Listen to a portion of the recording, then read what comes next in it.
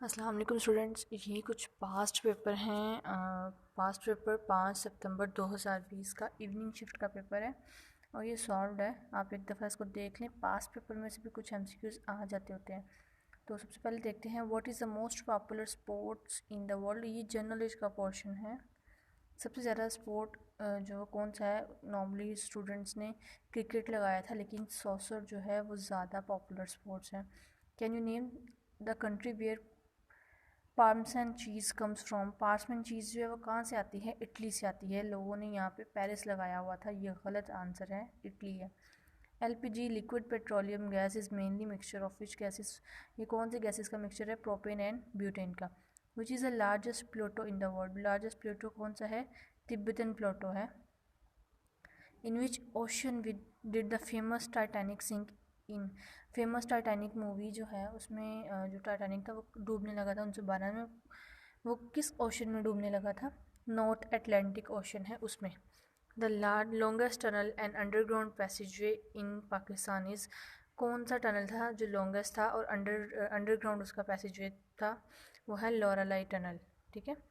लॉरालाई tunnel connects Dir and Chitral in Khyber Pakhtunkhwa. Its total length, उसकी total length कितनी थी? 10.4 किलोमीटर्स थी। ये एमसीक्यूज़ उन्होंने दिए हुए हैं पास्ट पेपर में और ये आ भी सकते हैं, इसलिए इनको गौर से देखिएगा।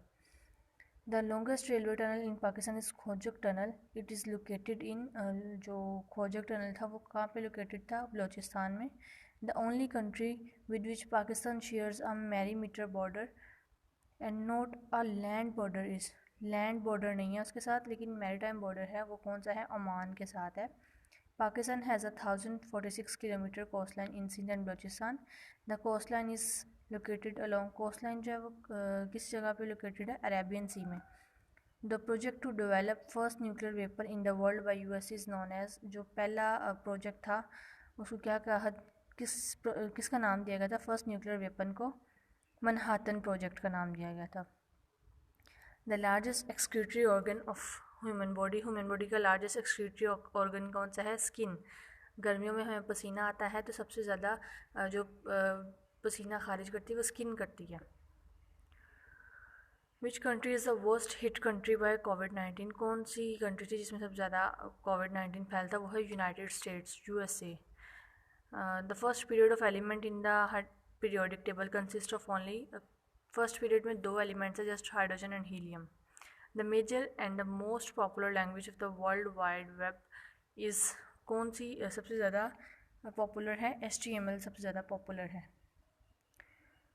Plaster of Paris is produce. Plaster of Paris किस चीज़ से बनता है? जिप्सम से बनता है। ये फर्स्ट ईयर की केमिस्ट्री में है। उसके अलावा फर्स्ट 9 क्लास की जनरल नॉलेज में भी ये क्वेश्चन है, जनरल साइंस में, sorry. Pedagogy is an approach of to teaching that refers to theory and practice of learning.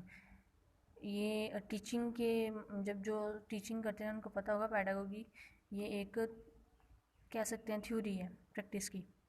Who is the current secretary general of United Kingdom? Antonio Guterres जो है ये United Kingdom के current secretary general हैं। Who is the founder and current CEO of electric car manufacturing company? Tesla के जो founder कौन हैं? Elon Musk.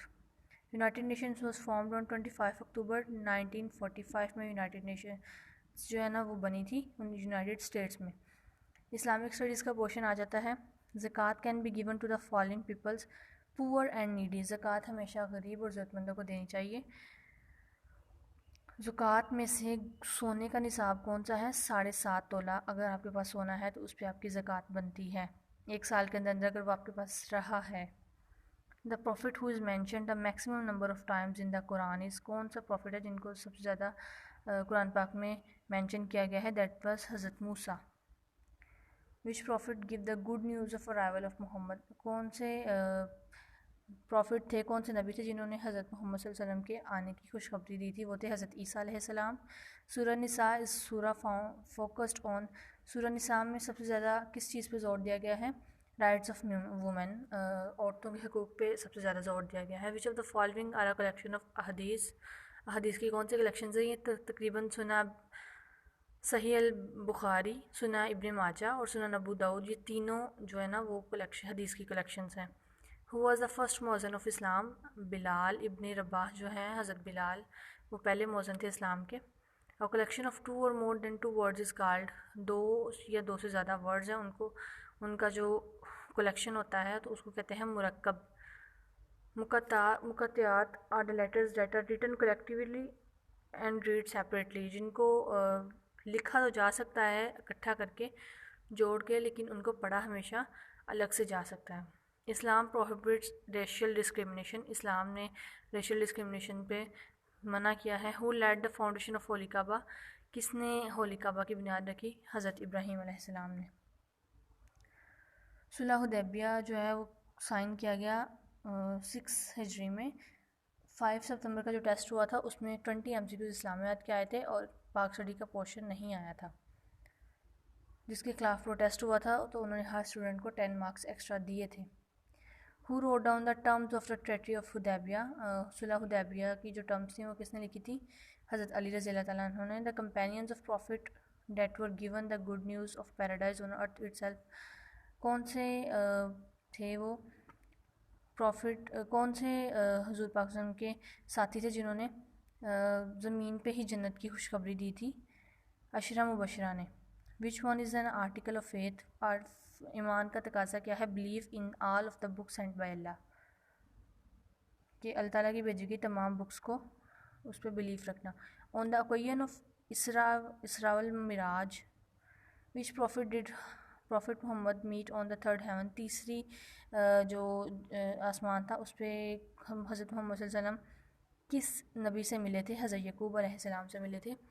Name of the camel on which prophet Muhammad travelled, name of उस ऊँट का नाम जिस पे हज़रत मोहम्मद सल्लल्लाहु अलैहि वसल्लम सफ़र किया करते थे, उसका नाम था अल-कस्वा। प्रॉफिट मोहम्मद सल्लल्लाहु अलैहि वसल्लम mother Hazrat Amina belong to which clan of the Quraysh tribe, किस कबीले से ताल्लुक़ रखती थी हज़रत आमिना? बनु ज़हरा से। द सूरह that is non in is the heart if the Quran is, वो कौन सा सूरत है जिसको कुरान पाक का हार्ट कहा जाता है? वो है सूरह Yasin. In how many years was the entirely Quran revealed, कितने अरसे में पूरा कुरान नाजिल हुआ? वो है 23 साल का अरसा। आगे इंग्लिश का पोर्शन आ चुका है। इंग्लिश का पोर्शन थोड़ा सा डिफ़िकल्ट था लेकिन सही था। At time he gets very angry and then no one can mollify him, एक टाइम पे वो नाराज़ होता है और उसके बाद जो कोई भी मना नहीं सकता। ये एक थी अप्रोप्रिएट वर्ड चाहिए थे यहाँ पे, एक किस्म की प्रपोजिशंस टाइप आ जाता था लेकिन ये प्रपोजिशन नहीं थी। Many people today have fallen into utter confusion of values with the result that they can not differentiate the good from the bad. यहाँ डिफ्रेंशिएट भी है, यहाँ आल्टर भी है। आल्टर नहीं, सबसे बेस्ट यहाँ पे डिफ्रेंशिएट है, यानी कि दो चीज़ें दी गई हुई हैं और दो चीज़ों में हमेशा डिफरेंस आता है, आल्टर नहीं आता। If Shahan had started at 5 AM he would not miss the train, यानी कि अगर वो शुरू कर ले तो हैड स्टार्टेड आएगा यहाँ पे। Mister Baggs property was divided between his daughters and son, यहाँ पे स्टूडेंट्स ने अमंग लगाया हुआ था, अमंग नहीं आना था क्योंकि सिर्फ अगर यहाँ पे उसकी फैमिली डॉटर सन 3 आते फिर अमंग आना था, यहाँ पे सिर्फ डॉटर्स एंड सन था तो बिटवीन आना है। His persistence in his mister means has lowered him in the eyes of everyone who knows him, उसकी गलती ने उसको हर किसी की नज़रों में गिरा दिया, ये था। Democracy required the equal rights of all the development of such capacity of good as nature has endowed them with, endowed था। when the local doctor could not treat him he was referred to the city hospital, इसमें referred ही आता है, ये सबको पता है क्योंकि अक्सर हॉस्पिटल्स वाले जवाब देते हैं तो वहाँ पे रेफ़र आ जाता है कि आपको इस हॉस्पिटल में रेफ़र किया जा रहा है। डिस्ट्रैक्ट का जो सिनोनिम लिखना था वो था डाइवर्ट। रेजिस्ट का था रिमेन। फेस्टिव का जो साइनोनिम है वो है जोवियल। ये साइनोनिम्स हैं। सिमिलर मीनिंग्स यहाँ लिखते हैं, नॉर्मली वो यहाँ पे साइनोनिम्स का लफ्ज़ नहीं लिखते, सिमिलर मीनिंग्स का लिखते हैं। और ऑब्जेक्शन का था डिसअप्रूवल, और डिस्टिनी का था फॉर्चून, पोटेंशियल का था पॉसिबल। पोटेंशियल का कुछ स्टूडेंट्स ने प्रूवन भी लिखा हुआ था लेकिन वो गलत था। पोटेंशियल का मतलब होता है पॉसिबल, यानी कि आप में इतनी हिम्मत होनी चाहिए कि आप एक चीज़ को पॉसिबल कर सकें। इम्पेशेंट, एंशियस, और उसके बाद यहाँ पे ऑपोजिट मीनिंग यानी कि एंटोनिम्स आया। वो नॉर्मली साइनोनिम्स और एंटोनिम्स के वर्ड यूज़ नहीं करते, वो ये लिखते हैं सिमिलर मीनिंग साइनोनिम के लिए और अपोजिट मीनिंग एंटोनिम्स के लिए। Inherent, foreign. इनहेरेंट का मतलब था कि विरासती, और फॉरेन यानी कि out of. Hazel, truce. Lose, have यानी कि खोना और होना। इमिनेंट, इवेंचुअल यानी कि प्लान्ड और अचानक। एवर्स, एवर्स का यहाँ पे अपोज लगाया हुआ था कुछ स्टूडेंट्स ने, एवर्स का अपोज नहीं था, अपोज इसका सिमिलर मीनिंग बन जाता है इंक्लाइन। डाइवर्स, डाइवर्स का भी यहाँ पे लगाया हुआ था, डाइवर्स यानी कि अपोजिट और इक्वल, इसका जो था वो अपोजिट मीनिंग आ रहा था। मैथ्स पे आ जाते हैं। In a century how many months are there, एक सेंचुरी में 100 सालों में कितने महीने होते हैं? एक साल में 12 होते हैं, तो 100 में 1200 होंगे, ठीक है। A railway train is turning at the speed of 60 km/h. In which time will it pass the bridge which is 2000 metre long? अच्छा जी, यहाँ पे सबसे पहले आपने, बहुत इजी सा क्वेश्चन था और स्टूडेंट ने इनको इतना लंबा किया था, पहले आपने मिनट्स में, जो किलोमीटर पर आवर है ना, इसको मिनट्स में कन्वर्ट कर देना है।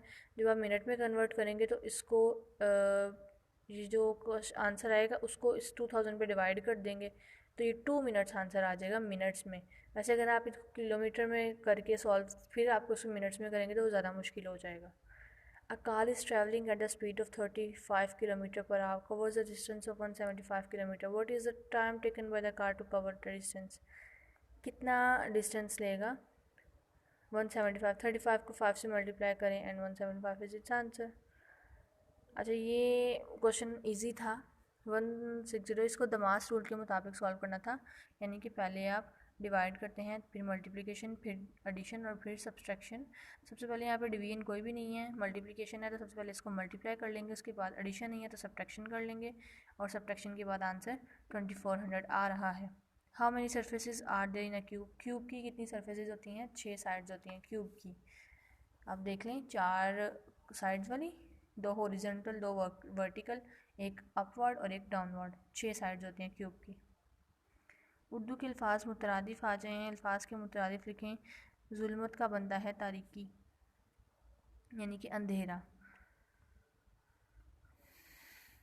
इलामात, तशखीस। रगबत, ख्वाहिश, रगबत का मतलब होता है ख्वाहिश।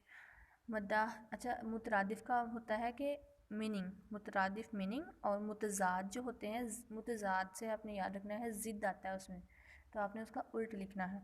मदह, सताइश। तवक्ल, तवक्ल मतलब भरोसा।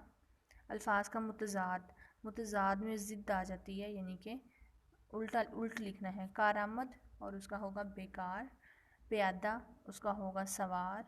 इत्तेहाद, उसका होगा इख्तलाफ। खार, खार उसे कहते हैं कांटे को, गुल कहते हैं फूल को, ठीक है। खार, गुल। अताअत, बगावत, यानी कि पैरवी करना और बगावत करना। जी, ये ऐसे हैं इंग्लिश में, ऐसे पर्सनल स्टेटमेंट है 5 सितंबर के टेस्ट की। Either you both write in English or Urdu, don't write one in English and other in Urdu। यहाँ पे उन्होंने क्लेरिफाई लिखा हुआ है कि आपने लिखने हैं तो दोनों उर्दू में लिखें, वरना एक इंग्लिश और एक उर्दू में नहीं लिखें, दोनों उर्दू में लिखें वरना दोनों इंग्लिश में लिखें। अच्छा जी, ये बहुत ईजी सा एक टॉपिक था। कागज़ को बचाने के लिए स्कूल के निज़ाम को इलेक्ट्रॉनिक दरसी कुतब होमवर्क पे तब्दील, यानी कि आप चाह रहे थे कि उसको कागज़ को बचाने के लिए इलेक्ट्रॉनिक यानी कंप्यूटर, मोबाइल्स का यूज़ करें, जो कि अभी काफ़ी सारे स्कूल्स और कॉलेजेस और यूनिवर्सिटीज़ में हो चुका है। वो चाह रहे थे कि आप उसमें किस तरह अहम किरदार अदा कर सकते हैं, उसको लिखें। तो ये बहुत सा, इस पर बच्चों को दे दें तो स्टूडेंट्स 5-5 पेज लिख देते हैं, तो ये बहुत ज़्यादा मुश्किल नहीं था। इंशाल्लाह हम ऐसे पे भी बात करेंगे, उसके भी एक वीडियो दिखाऊंगी जो कि बहुत हेल्पफुल होगी आपके ऐसे में 15 में से 14 या 13 मार्क्स लेने में। सेहत आमा का एक आलमी निज़ाम निजी निगहदाश्त फराहम करने वालों से बेहतर है, यानी कि ये कहना चाह रहे हैं कि गवर्नमेंट का जो एक प्लान है वो प्राइवेट प्लान से बहुत बेहतर है, आपने इसको साबित करना है। कॉलेज में गैर मुल्की ज़ुबान सीखना लाजमी करार दिया जाए। तो गैर मुल्की ज़ुबान मेरे ख़्याल से कॉलेज या यूनिवर्सिटी स्कूल्स में भी सिखानी चाहिए, और काफ़ी सारे इंस्टीट्यूशंस भी हैं पाकिस्तान में इसको सिखाने के लिए। तो ये तो हर बच्चा ही सॉल्व कर सकता है इस पेपर को, तो आप खुद देखें।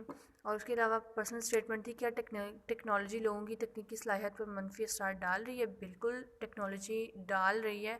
टेक्नोलॉजी के आपने कुछ फ़वाइद लिखने हैं, कुछ नुकसानात भी लिखने हैं। नुकसानात ज़्यादा होने चाहिए क्योंकि वो मनफी असरात का पूछ रहे हैं।